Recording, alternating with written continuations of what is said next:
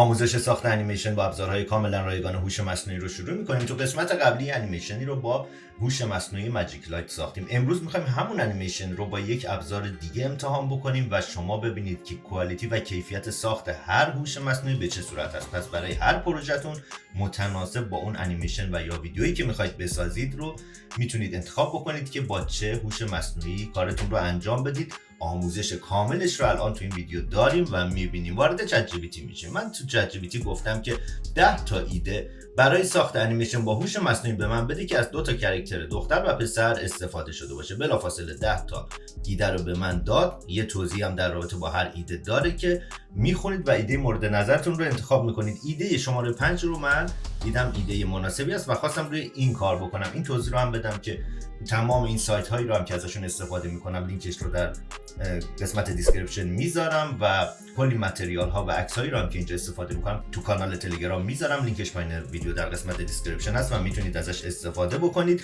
کلی هم سوال اومده بود برای لیپسینگ کردن برای 2 تا یا چند تا کاراکتر که در انتهای این ویدیو در اون مورد هم صحبت خواهم کرد و توضیحات لازم رو خواهم داد. خب بعد از اینکه ایده ها رو گرفتم اومدم گفتم ایده شماره 5 خوبه، استوری بورد این داستان رو به انگلیسی بدید. پس ببینید تا اینجای کار همه چیز فارسی بوده و من اینجا ازش خواستم که استوری بورد رو به من انگلیسی بده که و همینطور که میبینید اینجا این استوری بورد رو به من به صورت انگلیسی داده. این رو کپی میکنیم. این اون چیزی که الان ما نیازش داریم برای ساختن انیمیشنمون. این رو به طور کامل از اینجا کپی میکنم. وارد سایت LTX.studio میشیم. به محض ورود با همچین صفحه‌ای مواجه میشیم. این صفحه هوم پیجش هستش. 2 تا دکمه اینجا داریم.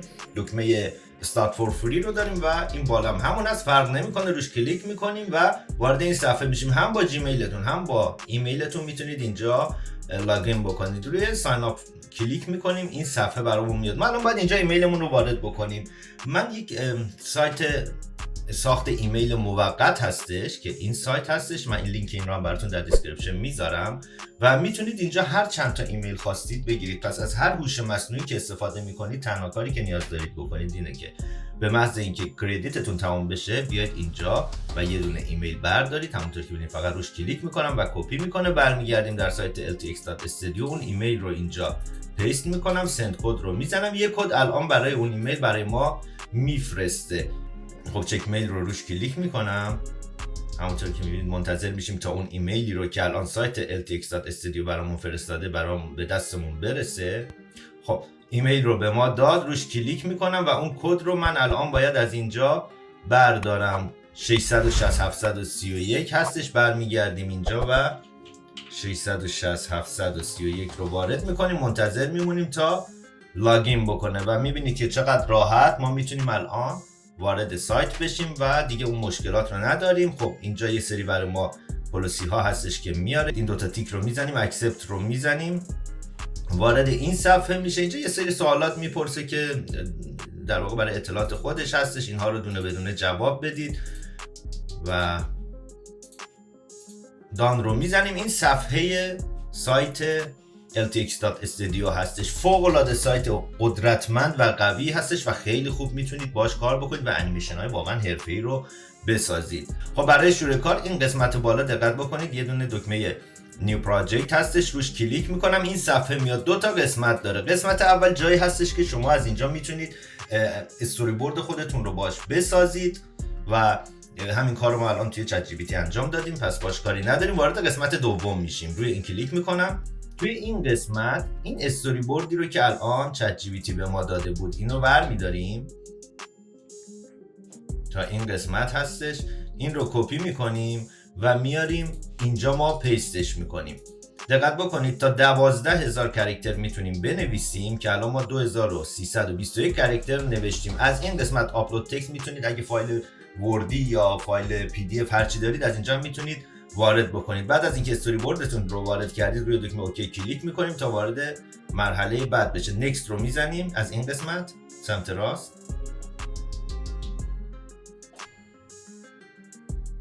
و با توجه به استوری بوردی که ما بهش داده بودیم کاراکتر و شخصیت های داستان ما رو میسازه. دقت بکنید اینجا ما اینجا 2 تا کاراکتر داریم، یک کاراکتر پسر و یک کاراکتر دختر. الان هر کدوم از اینها تنظیمات خودش رو هم دارم، اما قبلش من تنظیمات این سمت چپ رو هم بهتون بگم، چون ما میخوایم الان انیمیشن بسازیم، ولی همونطور که میبینید چهره کاراکترهای ما انسانی و واقعی هستش. این قسمت بالا با توجه به استوری بوردی که ما بهش داده بودیم برای ما اسم داستانمون رو نوشته. قسمت پایینتر سایز ویدیوامون هستش که من برای یوتیوب میخوام، پس 16:9 رو انتخاب میکنم، 1:1 پست اینستاگرام و 9:16 ریل اینستاگرام هستش. من روی ویو آل کلیک میکنم که شما بهتر بتونید ببینید.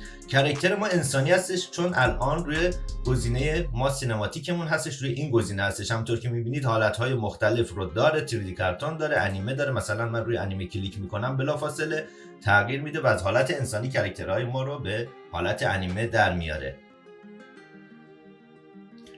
خب کاراکترهای ما رو به صورت انیمه در اختیارمون گذاشت. حالا من این رو به عنوان نمونه انتخاب میکنم. اگر کلا از این کاراکتر مورد نظرتون اون کاراکتر مورد نظرتون نبود، یه علامت حالت رفرش این بالا داره، روش کلیک بکنید ریجنریت میکنه و مجددا بهتون یه دونه کاراکتر جدید میده، یک چهره جدید میده. یه دونه فیس سویچ داریم، من تو قسمت قبلی این رو توضیح دادم. شما میتونید مثلا اگر اون کاراکتر مورد نظرتون رو دارید، عکس تصویرش رو اینجا بذارید و صورت و در واقع شکل کاراکترتون رو بر اساس اون عکسی که شما بهش میدید بهتون میده. یه گزینه اینجا ادیت داره، دقت بکنید اینجا وارد که بشیم کلیه جزئیات این کاراکتر ما رو اینجا نوشته. مثلا اینجا نوشته 16 ساله هستش، من این رو میکنمش الان مثلا 40 ساله، بلافاصله ریجنریت میکنه و به 40 سال این رو تغییر میده و شما میتونید آنن این رو ببینید. بچه‌ها این عکس‌ها، این پرامپت‌ها همه رو براتون توی کانال تلگرام میذارم. کلی متریال دیگه هم هستش، اگر تو سوشال مدیا فعالیت میکنید حتما یه سر بزنید، کلی به کارتون میاد. میبینید کلا تغییرش داد و به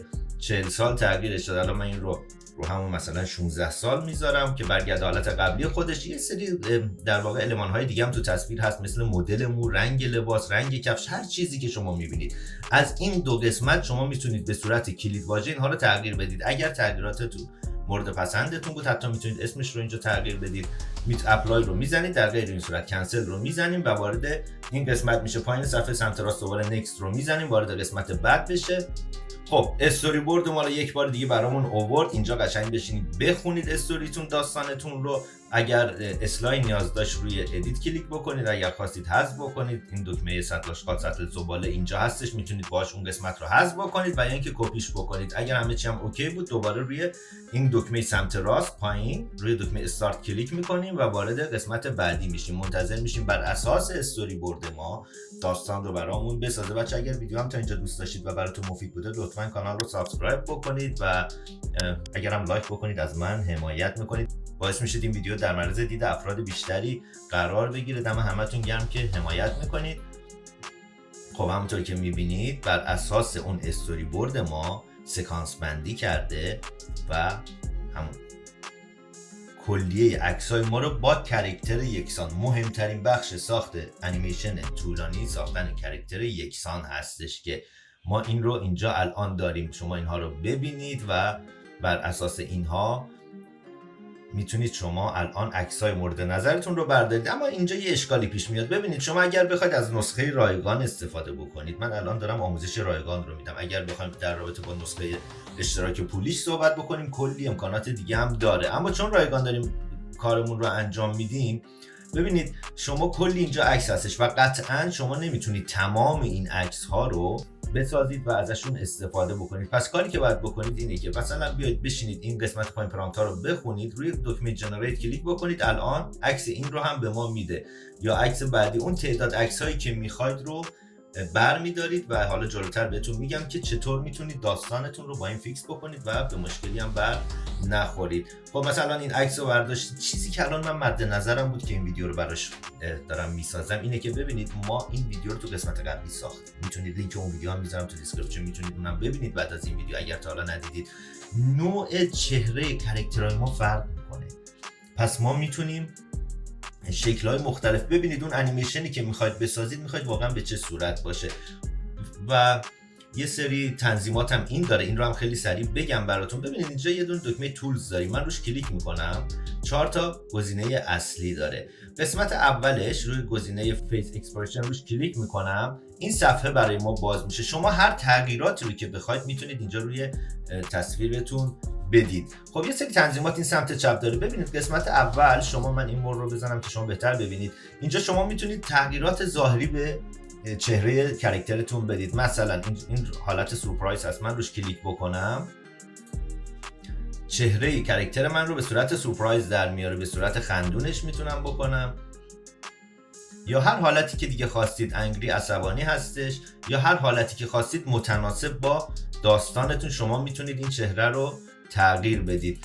حالا روی سورپرایزی حالت لبخندم داره، فکر میکنم اینم جالب بشه. میایم پایینتر، ببینید اینجا ما الان 4 تا گزینه داریم، ابرو، چشم، لب و سر هستش. یه سری اهرام هم این پایین داریم که ما به صورت ورتیکال یا عمودی یا هوریزونتال و افقی میتونیم اینها رو تغییر بدیم، و یه گزینه هم این آخر هستش که به صورت انگل و زاویه‌های مختلف میتونیم این کار رو انجام بدیم. الان من به صورت ورتیکال این رو به سمت راست بکشم، کاراکتر من گردنش رو به بالا میاره و برعکسش هم خب طبیعتاً به پایین تر میبره. پس شما تمام حالتهای سوژه‌تون رو میتونید اینجا روش مدیریت بکنید و کارتون رو انجام بدید. اگر تغییرات مورد نظرتون بود، این پایین سمت راست دکمه اپلای رو میزنید. اگر نه یک حرکت خواستید به عقب برگردید، یه تغییری دادید خوشتون نمیاد، نخواستیدش، رو این بالا سمت چپ دقت بکنید دکمه آندو هستش، روش کلیک میکنیم یه حرکت الان برمیگرده عقب‌تر. و یا اینکه کلا روی این ریست کلیک بکنید، ریست رو میزنید و کلا به حالت قبلی برمیگرده.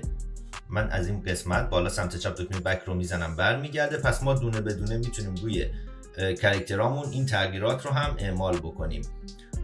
این قسمت بالای صفحه گزینه موشن ادیتور داریم که اگه روش کلیک بکنیم میتونیم تمام عکسایی رو هم که ساختیم این پایین ما یکی یکی ببینیم و ازشون استفاده بکنیم. اگر نه روی قسمت استوری بورد کلیک میکنیم برمیگرده همون حالت قبلی خودش. من میام پایین‌تر، اون عکسی که الان ساختیم روی توش دوباره کلیک میکنم. گزینه بعدی جنریت فیل هستش. با این گزینه ما میتونیم یه سری المان ها هم به تصویرمون اضافه بکنیم. مثلا من میام این قسمت رو مارک میکنم، مثلا این قسمت پایین دقت بکنید اینجا میزنم فلاور و با جنریت کردنش یه دونه گل الان اینجا ما میسازیم.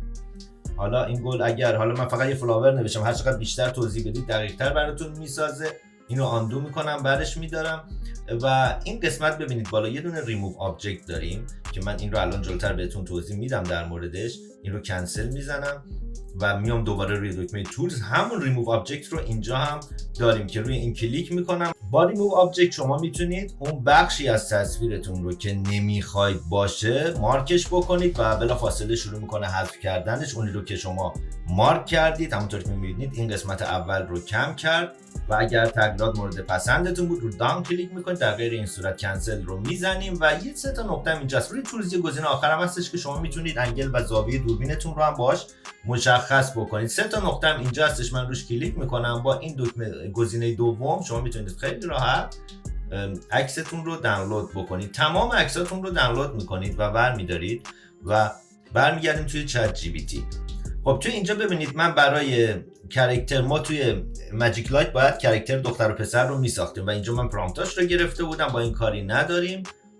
میایم پایینتر، ببینید تمام عکساتون رو که گرفتید همه رو دانلود بکنید، شماره بذارید به ترتیب 1 2 3 تا هر تعدادی که هستش و گفتم. و اینجا میاد این رو اینجا از این گزینه پایین به اضافه این پایین از تو چت جی پی تی آپلود فرام کامپیوتر رو میزنید و اون اسکرین شاتتون رو اینجا آپلود میکنید و میگید بر اساس داستان استوری بورد و طبق ترتیب عکس ها. خب این صفحه هوم پیج سایت ltx.studio هستش. برای لاگین کردن وارد روی این دکمه کلیک میکنم، این صفحه برامون میاد. روی این گزینه ساین اپ این بالا کلیک میکنیم. یه دونه دیگه ابزار ساخت ایمیل تمپرری و موقت هستش که لینک این رو هم براتون در قسمت دیسکریپشن میذارم. این صفحهش هستش، شما ببینید میتونید خیلی راحت هر چند تا ایمیل خواستید از اینجا بردارید، یا اینکه روی گزینه دیلیت کلیک بکنم این رو برمیداره و لودینگ میکنه و یک ایمیل جدید بلافاصله براتون میسازه. ایمیل جدید رو که ساخت روی این دکمه کلیک میکنیم، کپی رو میزنیم و برمیگردیم به سایت پیکسورس و این قسمت باید ایمیلمون رو وارد بکنیم. این قسمت یوزرنیم من همون ایمیل رو وارد میکنم، مثلا تا این قسمت ادساینش رو پاک میکنم. برای پسوردم یک پسورد 8 رقمی باید وارد بکنیم. خب این رو هم وارد میکنیم، روی دکمه کانتینیو کلیک میکنیم تا وارد صفحه بعد بشه. الان برای ما یه وریفیکیشن کد میفرسته، برمیگردیم به همین سایت. همونطور که میبینید این پایین داره این باکس ما رو لود میکنه. روی این دکمه این کنار سمت راست کلیک بکنید، رو خود اون نوشته‌هاش هم میتونید کلیک بکنید، وارد این باکس میشه. این کدی هستش که به ما داده، این رو از اینجا کپی میکنیم، برمیگردیم تو سایت پیکسورز و اون کد رو اینجا پیست میکنیم و کانتینیو رو میزنیم و وارد سایت میشه. و الان ما 90 تا کردیت رایگان داریم. وقتی کردیتتون هم تموم شد خیلی راحت برمیگردید دوباره اینجا روی دکمه دیلیت کلیک میکنید و منتظر میشید تا ایمیل جدید رو در اختیارتون بذاره. برمیگردیم به سایت پیکسورز، ما 90 تا کردیت رایگان داریم. این قسمت پایین رو دقت بکنید، اینجا نوشته شده ایمیج اور تکست، پس بعد ما عکسمون رو اینجا میتونیم خیلی راحت وارد بکنیم و پرامپتمون رو هم باید اینجا بنویسیم. این قسمت دیوریشنش هستش، ما میتونیم ویدیوی 5 ثانیه یا 8 ثانیه بسازیم و در رابطه با لیپسینگ هم صحبت میکنیم جلوتر. و روی این علامتی که اینجاست، عکسی که اینجاست کلیک میکنم و اون عکسی رو که الان دانلود کردیم رو وارد هوش مصنوعی پیکسورز میکنیم، منتظر میشیم که لود بشه. حالا برای پرامپتش ببینید ما 2 تا کار میتونیم بکنیم. یکی اینکه یه پرامپتی رو ما از خود چت جی پی تی گرفتیم. یه راه ساده تر اینه که شما همین پرامپتی که این زیر نوشته شده رو زیر خود عکس، ببینید هر عکس پرامپت خودش رو جداگونه داره. این رو برمیدارم و میارم اینجا و خیلی راحت پیستش میکنم. روی دکمه کرییت این قسمت کلیک میکنم، 30 تا کردیت از 90 تا ما رو کم میکنه و شروع به جنریت کردن و ساختن ویدیوی ما میکنه. فوق العاده سریع هم این کار انجام میده. تنظیمات دیگه هم این قسمت هستش. منتظر میمونیم ببینید فقط چقدر سریع این کار انجام داد و کیفیت کار رو هم دقت بکنید، حرکت چشما به چه خوبی و این رو بر اساس اون پرامپتی که ما دادیم این رو ساخته. شما هر چیزی که خواستید میتونید ازش بخواید تا براتون انجام بده، فقط باید یک پرامپت مناسب براش بذارید. چیز دیگه هم که خیلی مهمه بچه دقت بکنید، اینا کیفیت کار شما رو در مجموع بالا میبره. این حرکت آب رو میبینید این قسمت چقدر قشنگ این کار رو انجام داده و واقعا پیکسورز عالیه، حتما ازش استفاده بکنید. این سایت پیکسورز اپ گوشی هم داره، با موبایل هم میتونید این کارو بکنید. با LTX.studio نمیتونید، واقعا یک هوش مصنوعی خیلی مفصل هستش و یک سیستم خوب میخواد، ولی برای پیکسورز شما این مشکل رو ندارید، میتونید از اپش استفاده بکنید. دقیقاً همین کاری رو هم که الان داریم انجام میدیم شما نیاز دارید انجام بدید. لینک دانلود اپلیکیشنش هم براتون تو دیسکریپشن میذارم. اما برای دانلود کردن ویدیوتون روی این دکمه کلیک میکنیم و بلافاصله ویدیوی ما رو هم دانلود میکنه.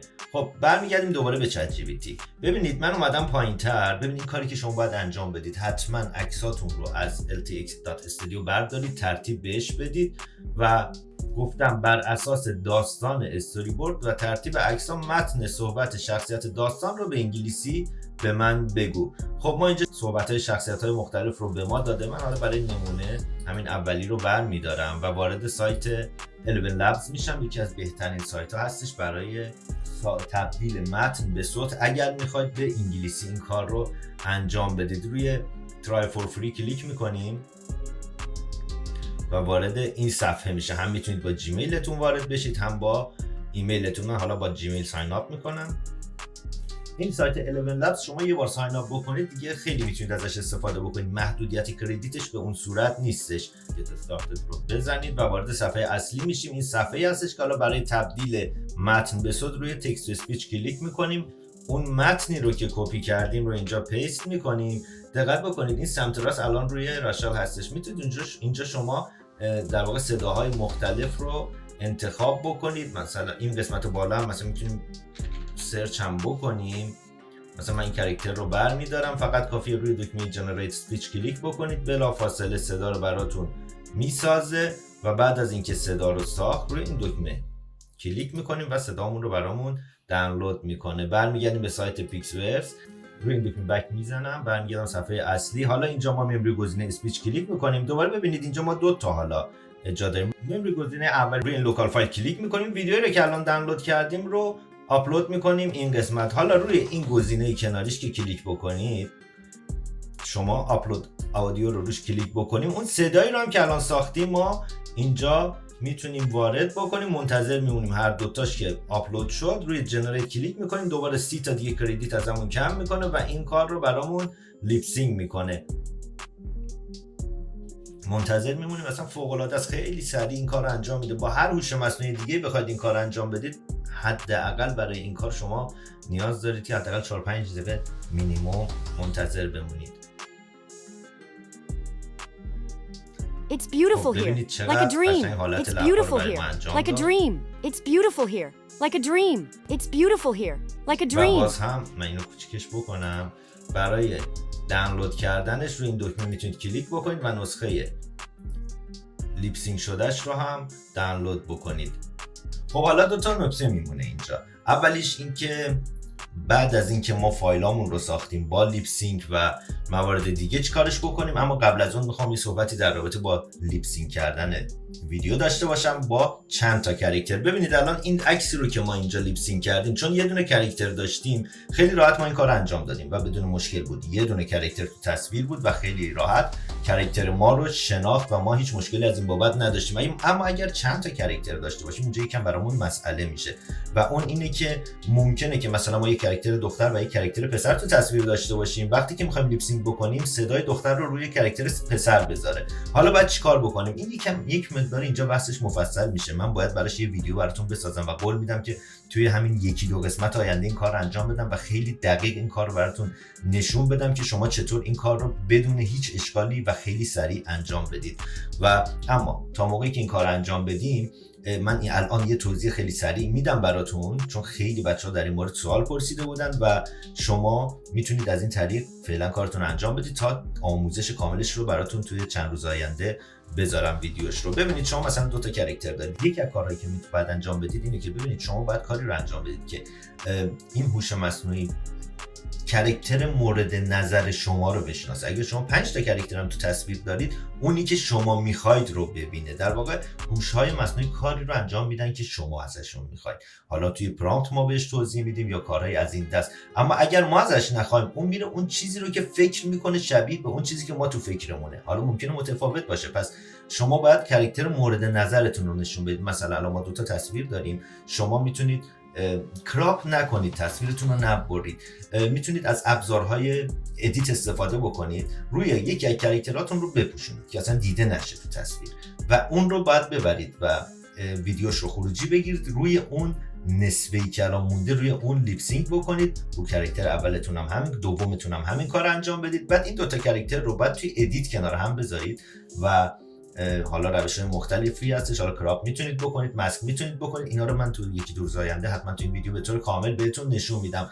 این طریق شما میتونید برای مثلا اگه 5 تا کاراکتر هم تو تصویر دارید، اون صدای مورد نظرتون رو برای هر کدوم بذارید. خب اما یه نکته خیلی مهم دیگه هم میمونه و اون اینکه ما لیپسینگمون رو الان به زبان انگلیسی انجام دادیم. اگر شما بخواید این کار رو به زبان فارسی انجام بدید، یه دونه ربات تلگرامی هستش که فوق العاده خوب این کار رو انجام میده و رایگان هستش. اون رو براتون تو کانال تلگرامم میذارم، از قسمت دیسکریپشن میتونید اطلاعاتش رو بردارید. و یکی دیگه از سایت ها و اپلیکیشن های خیلی خوب که با در واقع لحن خیلی عالی این کار رو انجام میده و بهتون پیشنهاد میکنم ازش استفاده بکنید، ولی متاسفانه فقط اپلیکیشن اندروید رو داره و iOS نیستش. سایت ویرا هستش، این سایت هستش. من بهتون پیشنهاد میکنم این اپلیکیشن رو هم دانلود بکنید و با این رو هم شما میتونید متنتون رو به صدا تبدیل بکنید. دیگه واقعا کار خاصی نیست انجام دادنش و خیلی ساده است استفاده ازش. لینک این رو هم براتون در قسمت دیسکریپشن میذارم، دیگه به راحتی میتونید ازش استفاده بکنید. و یه نکته خیلی خیلی مهمه دیگه هم این که ببینید الان من کلی عکس رو این قسمت پایین هستش ریجنریت کردم. شما خیلی راحت از ورژن رایگان LTX استودیو بخواید استفاده بکنید، میتونید خیلی راحت 20 تا عکس رو حداقل ریجنریت بکنید. فقط کافی روی این دکمه کلیک بکنید و خیلی سریع این کارا رو براتون انجام میده. تمام عکس‌های مورد نظرتون رو بردارید، شماره بندی بکنید و اسکرین شات بگیرید و طبق اون چیزی که توی چت جی پی تی بهتون گفتم میتونید ازش استفاده بکنید و این میشه نتیجه کار. It's beautiful here, like a dream. It's beautiful here, like a dream.